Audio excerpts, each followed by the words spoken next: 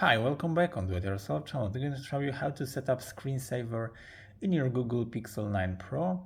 So to the separation slide up, go to the settings and go to the display and touch.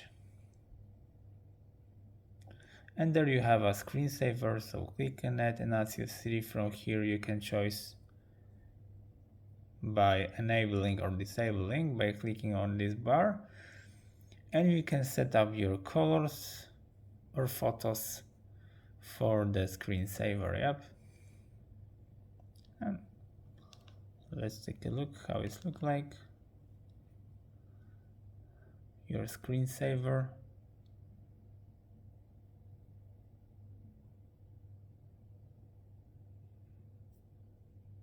In this case it's clock.